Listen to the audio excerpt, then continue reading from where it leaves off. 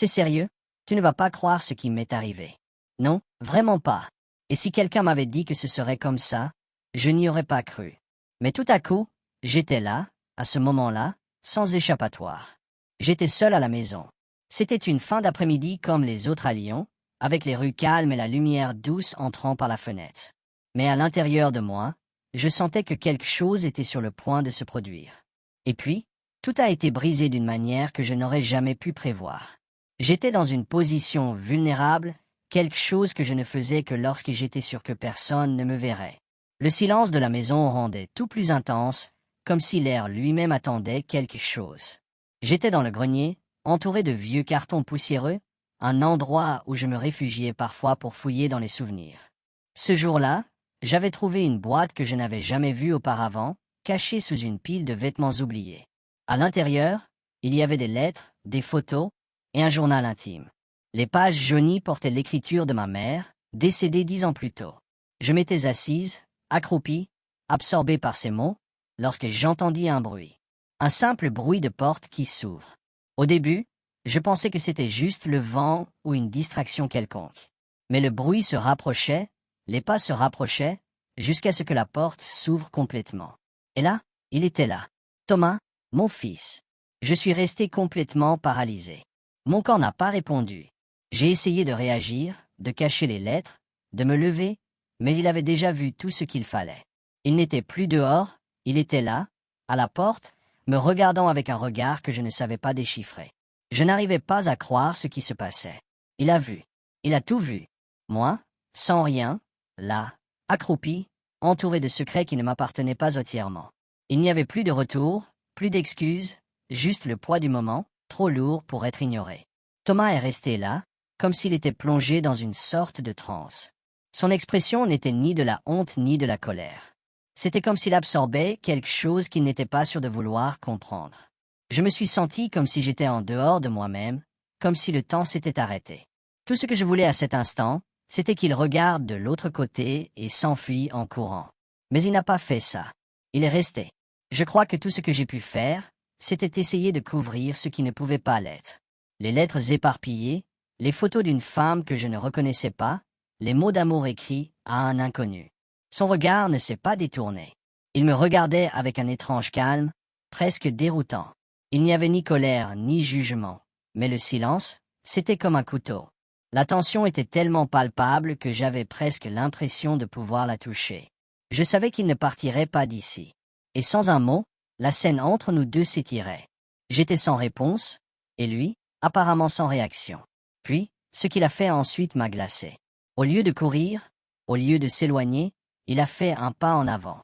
Quelque chose que je n'aurais jamais imaginé qu'il fasse. Quelque chose qui m'a fait me sentir encore plus exposé, encore plus vulnérable.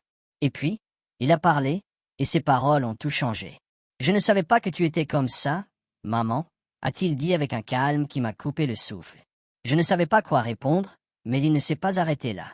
Il a dit quelque chose d'encore plus perturbant, quelque chose qui m'a laissé sans terre, quelque chose qui changerait à jamais notre relation. Si tu veux, je peux t'aider à comprendre tout ça.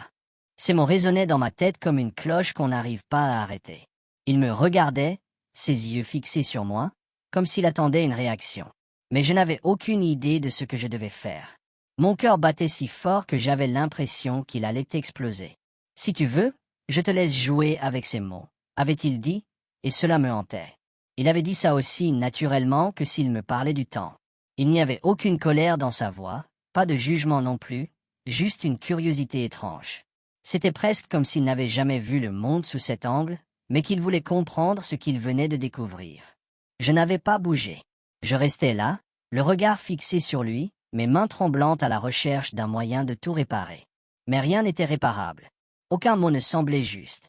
Je savais que tout ce que je dirais ne changerait rien à ce qu'il venait de voir. Et pourtant, quelque chose me poussait à réagir. Peut-être était-ce l'instinct, ou peut-être la peur de perdre ce lien fragile que nous avions. Mais quelque chose en moi me disait que je ne pouvais pas laisser cet instant filer sans réponse. « Tu ne vas pas me répondre ?» avait-il brisé le silence, sa voix plus douce, presque comme s'il m'encourageait à lui dire quelque chose, à expliquer pourquoi j'étais là, dans cette situation. J'avais l'impression que l'atmosphère de la pièce devenait de plus en plus lourde, comme si chaque mot que je prononçais allait sceller notre destin et celui de notre relation à jamais. J'ai respiré profondément, puis j'ai murmuré, presque sans y croire moi-même. Je ne sais pas pourquoi je fais ça. Je n'aurais jamais voulu que tu vois cela. Mais à l'intérieur de moi, je savais que ce n'était pas entièrement vrai. Je savais que la situation, aussi difficile qu'elle fût, n'était pas née d'un hasard. Il y avait des raisons que je n'avais jamais voulu affronter. Son regard s'était adouci, mais il n'avait pas détourné les yeux. Il n'était ni choqué ni déçu. Il était là, debout, attendant. J'avais l'impression que je me trouvais face à un miroir qui me montrait une facette de moi-même que je n'avais jamais vue. Et ça, c'était la partie la plus effrayante, parce que je n'étais pas certaine d'aimer ce que j'étais en train de découvrir.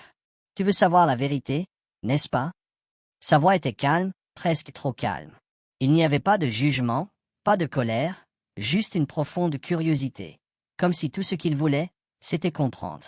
Comprendre ce qui m'avait poussé à fouiller dans ses secrets, à exhumer un passé qui ne m'appartenait pas totalement. Je ne peux pas te dire que c'est simple, répondis-je enfin, ma voix tremblante. Il n'y a pas de mot simple pour ça. Ce que je vais te dire, c'est plus compliqué que tout ce que tu pourrais imaginer. Je le regardais. Son expression ne changeait pas. Il attendait. Il voulait entendre, comprendre. Et moi, je sentais un poids énorme m'envahir à chaque seconde qui passait. Ces lettres, ce journal, il racontait une histoire que je n'avais jamais connue. Ma mère, une femme que je croyais connaître, avait aimé un homme qui n'était pas mon père. Les mots qu'elle avait écrits étaient pleins de passion, de douleur, d'un amour interdit qu'elle n'avait jamais avoué de son vivant. Et maintenant, je tenais ces secrets entre mes mains, et Thomas les avait vus. Tout a commencé il y a longtemps, dis-je, la gorge nouée. Après la mort de mamie, j'ai trouvé des choses, des lettres, des photos. Je ne savais pas ce qu'elles signifiaient, mais je ne pouvais pas arrêter de chercher. Je fis une pause, cherchant mes mots. Ce journal, il parle d'un homme. Quelqu'un qu'elle aimait, mais qu'elle n'aurait jamais dû aimer.